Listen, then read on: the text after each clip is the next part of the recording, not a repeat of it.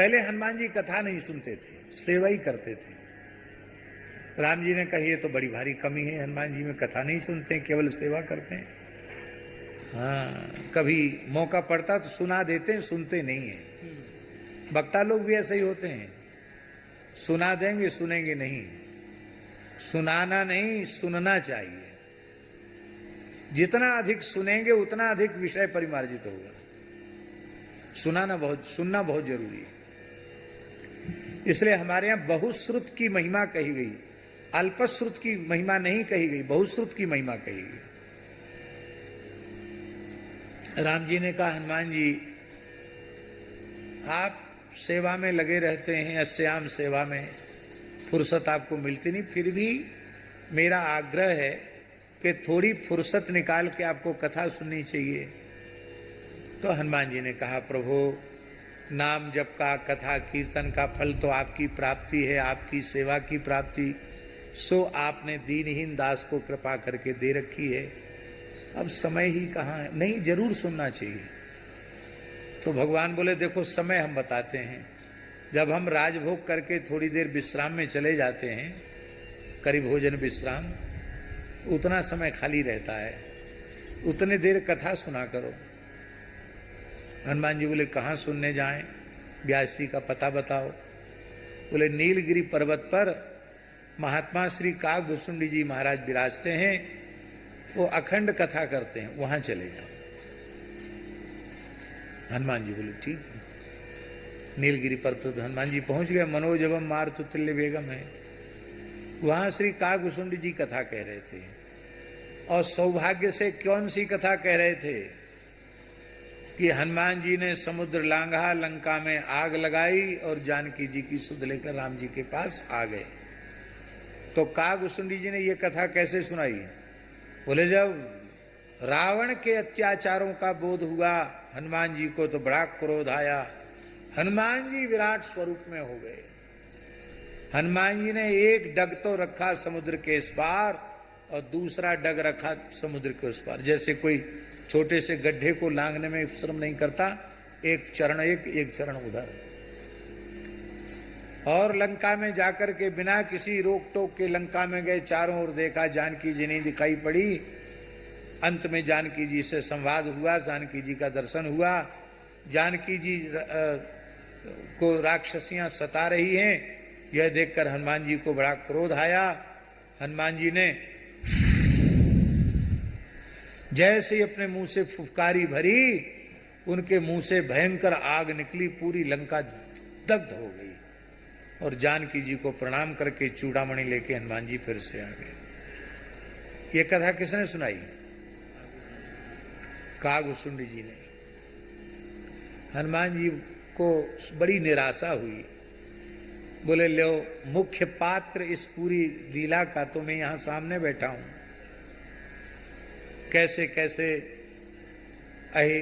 सुरसा अहिन अहिन के माता उससे पाला पड़ा और कैसे उससे अपना पिंड छुड़ाया, फिर कैसे मैनाक को समझाया बुझाया, फिर कैसे सिंहिका का संहार किया, फिर कैसे लंकनी को थप्पड़ जमाया, फिर जुगत विभीषण सकल सुनाई, चले उपवन सुत विदा कराई, फिर कितना युद्ध लड़ा और तब मेरी पूंछ में आग लगाई गई, तब फिर सब में हमने लंका में आग लगाई। लीला करने वाले हमें, और वक्ता लोग बड़ा चढ़ा के ऐसा बोल देते हैं मसाला मिला मिला करके कि बताओ फूंक मारी लंका जल गई। एकदम झूठ बोल रहे हैं। लेकिन अब हनुमान जी भी अपने रूप में तो गए नहीं थे, कोई पक्षी बन के ही पहुंच गए थे। लौट के हनुमान जी आए। राम जी ने कहा कहो हनुमान जी कथा सुना? हाँ महाराज सुने आए कथा। क्या? तो अब नहीं? बोले हाँ आपकी सेवा में ही ठीक है, कथा नहीं सुनना। नहीं कहो कहो, प्रसन्नता नहीं हुई कथा सुनकर। अरे बोले महाराज लंका जलाने वाला हनुमान जी मैं हूं, कैसे कैसे लंका जली हमें पता है।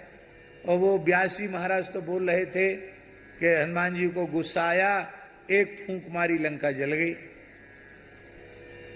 ये तो बात बिल्कुल झूठी है। राम जी गंभीर हुए। राम जी ने कहा हनुमान जी भगवान के चरित्र में संदेह नहीं करना चाहिए।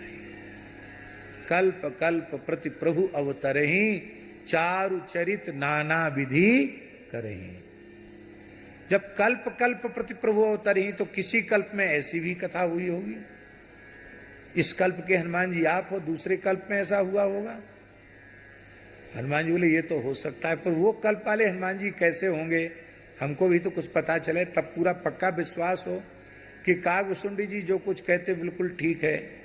तो सरकार ने एक लीला की। सरकार ने अपनी अंगूठी ऐसे निकाली और हनुमान जी से बातचीत भी कर रहे हैं और अंगूठी को देख रहे हैं। सहसा राम जी के हाथ से अंगूठी गिर गई। तब आपने कहा हनुमान जी उठा के देना, थोड़ी अंगूठी उठाओ, देखो नीचे गिरी। हनुमान जी जैसे अंगूठी को उठाने के लिए लपके, अंगूठी इतनी तेज भागी कि हनुमान जी सोचते थे कि हमसे तेज दौड़ने वाला और कोई दूसरा है ही नहीं, पर तीनों लोकों में पूरे ब्रह्मांड में चक्कर लगाया, अंगूठी नहीं पकड़ पाए। बड़े दुखी हुए कि भाई हमारी शक्ति क्या हो गई, इतनी तेजी से दौड़ रहा हूं फिर भी अंगूठी पकड़ में नहीं आती। तब तक मेरु पर्वत की कंदरा में अंगूठी घुस गई। हनुमान जी प्रवेश करने लगे तो एक मणियों से जटित आभूषण वाला एक विशाल काय बानर वहां ड्योढ़ी पर खड़ा था। एक बंदर कहां जाता है? अरे क्या कैसे बोलते हो तुम, हमको पहचानते नहीं हो इसलिए इस तरह से अवज्ञा पूर्वक बोल रहे हो। कहा कौन हो तुम, कहां जा रहे हो?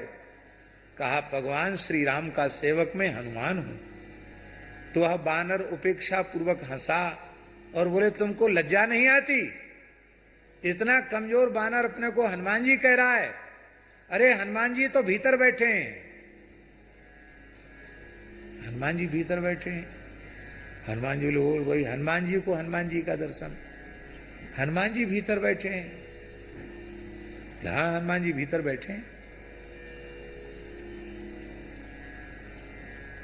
तो हमको उनका दर्शन कराओ। बोले हम पूछ के आते हैं। तो बानर गया, बोले महाराज एक बानर वहां खड़ा है, अपना नाम हनुमान बता रहा है, प्रभु श्री राम का दास हूं, हनुमान मेरा नाम है, ऐसा बता रहा है, आपसे मिलना चाहता है। यह सुनते ही हनुमान जी बोले अरे वे तो मेरे ही स्वरूप हैं, मुझसे अलग नहीं है, उनको बड़े आदर पूर्वक यहां लेके आओ। बानर ने कहा हमने आपकी कोई अवज्ञा की है तो आप क्षमा करना, मेरे प्रभु आपको बड़े आदर पूर्वक बुला रहे हैं। जैसे ही गए तो गुफा में हनुमान जी बैठे थे, नेत्रों से अश्रुपात हो रहा था और उनके मुख से श्री सीताराम श्री सीताराम श्री सीताराम बैखरी वाणी से उच्चारण कर रहे थे। नेत्रों से इतना जल बह रहा था कि वो जल एक कुंड में समाहित हो रहा था। दिव्य सुगंध वहां फैल रही थी। एक अद्भुत रसमय चिन्मय वातावरण था। हनुमान जी बोले वाह, ऐसा स्वरूप तो पहली बार देखा। हनुमान जी को साष्टांग हो गए। हनुमान जी उठे, हृदय से लगाया और कहा तुम प्रभु की अंगूठी लेने आए हो ना, देखो इस कुंड में अंगूठी। तो देखा तो उस कुंड में हजारों अंगूठियां पड़ी थी। कितनी? हजारों, सब एक जैसी, कोई अंतर नहीं। तो महाराज हमको तो एक चाहिए। बोले महाराज ऐसा ही है, जब जब हनुमान जी को कथा सुनाने की इच्छा राम जी करते हैं तो ये अंगूठी वाली लीला करते हैं। अंगूठी इस कुंड में जाते ही दो स्वरूपों में हो जाती है, एक वापस से चली जाती है, एक रूप से यहीं रह जाती है। इतनी बार हनुमान जी किसी न किसी कारण से इस गुफा में आए हैं। जितनी अंगूठी गिन लो उतनी हजार बार हनुमान जी आए हैं। और हृदय से लगा के कहा हनुमान, फूंक से लंका जलाने वाला हनुमान मैं ही हूं। तब से हनुमान जी बोले, राम जी से बोले महाराज अब आपकी सेवा में भले ही आगे पीछे हो जाए और अब कथा सुनने में आगे पीछे नहीं होगा। अब तो आप ऐसी कृपा करो, यत्र यत्र रघुनाथ कीर्तनम तत्र तत्र कृतमस्तकांजलिम वाष्प वारी परिपूर्ण लोचनम मारुति नमत राक्षसांतकम। आज जिस वक्ता ने कथा कहना आरंभ किया है, मंगलाचरण करते ही सबसे पहले हनुमान जी उपस्थित होते हैं। जब तक भगवान की कथा होती है तब तक हनुमान जी के नेत्रों में प्रेम का जल भरा रहता है। हाथ जोड़कर मस्तक झुकाकर हनुमान जी कथा सुनते हैं। राम जी जब अपने नित्य धाम जाने लगे तो हनुमान जी ने कहा, भगवान यावत तब कथा लोके प्रचरिष्यति पावनी तावत स्थास्यामि देहेस्मिन् तवाज्ञामनुपालयन्। जब तक आपकी कथा धरती पर प्रवाहित हो रही है, कथा गंगा बह रही है, तब तक मैं आपके नित्य धाम में नहीं जाऊंगा, तब तक मैं यहीं रहकर कथा सुनना चाहता हूं। हनुमान जी को नित्य कथा सुनने की व्यवस्था रघुनाथ जी ने कर दी है। किम पुरुष वर्ष में